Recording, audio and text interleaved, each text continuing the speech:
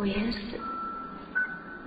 lunes 13 de agosto del 2012 y son las 17 horas 11 minutos.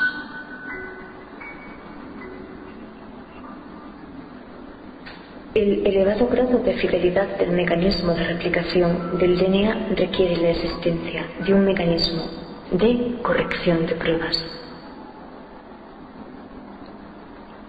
Como se expuso anteriormente, la fidelidad del proceso de copia durante la replicación del DNA es tan alta que solo se produce aproximadamente un error en la replicación de cada 10 elevado a 9 pares de bases.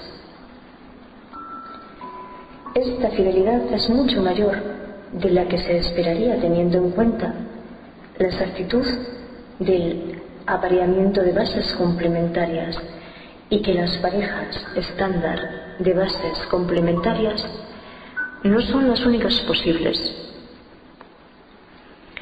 Por ejemplo, solamente unos pequeños cambios en la geometría de la hélice permitirían que se formaran dos enlaces de hidrógeno entre G, guanina, y T, timina. Además, en el DNA normal aparecen transitoriamente formas tautoméricas, tautómero, del griego tauto, igual, y meros, la parte. Tautómeros se denominan dos isómeros que se diferencian solo en la posición de un grupo funcional. Además, en el DNA normal aparecen transitoriamente formas tautoméricas raras de las 4 bases del DNA en proporciones de 1 sobre 10 elevado a 4 o 10 elevado a 5. Estas formas no se aparean correctamente a no ser que haya cambios en la geometría de la hélice. Por ejemplo, una forma tautomérica rara de C puede aparearse con A en lugar de con G.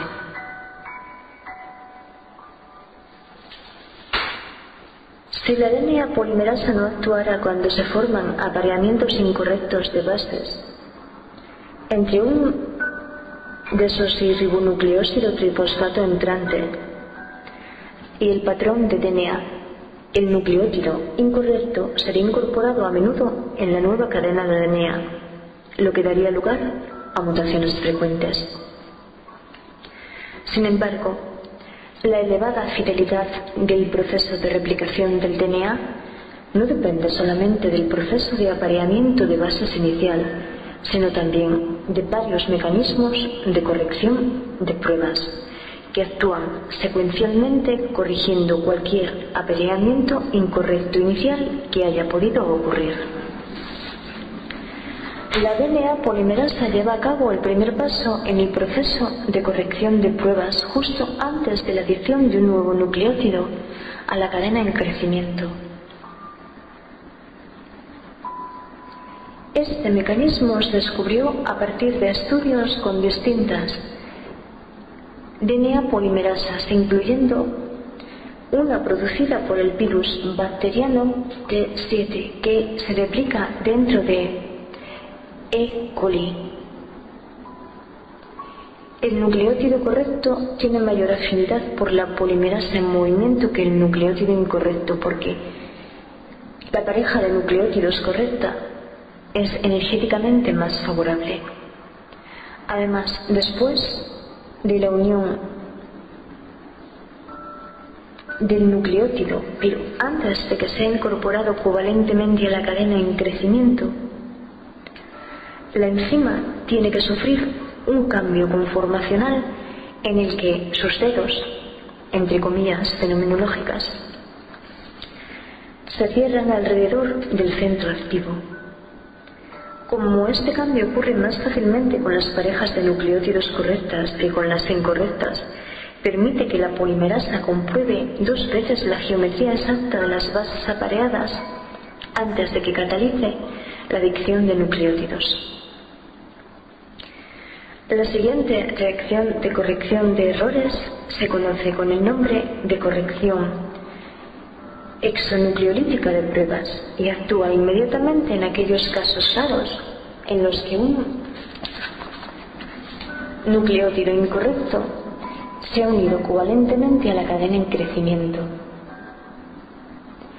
Las enzimas DNA polimerasa son muy discriminantes respecto al tipo de cadenas de DNA que van a elongar, y ya que necesitan la presencia de un extremo 3' hidroxilo de una cadena cebadora. Las moléculas de DNA que presentan errores de apareamiento o falta de algún apareamiento de nucleótidos en el extremo 3' hidroxilo de la cadena cebadora, por si hay algún error por mi parte, del extremo 3'-OH de la cadena cebadora, no son efectivas como cadena patrón porque la polimerasa no puede alargar tal cadena. Repito, las enzimas DNA polimerasa son muy discriminantes respecto al tipo de cadenas de DNA que van a elongar, y ya que necesitan la presencia de un extremo 3' hidroxilo de una cadena cebadora. Las moléculas de DNA que presentan errores de apareamiento o falta de algún apareamiento de nucleótidos en el extremo 3' hidroxilo de la cadena cebadora no son efectivas como cadena patrón porque la polimerasa no puede alargar tal cadena. Las moléculas de DNA polimerasa corrigen estos apareamientos incorrectos mediante la utilización de un sitio catalítico diferente, ya sea en otra subunidad o en un dominio distinto de la molécula polimerasa dependiendo de la polimerasa.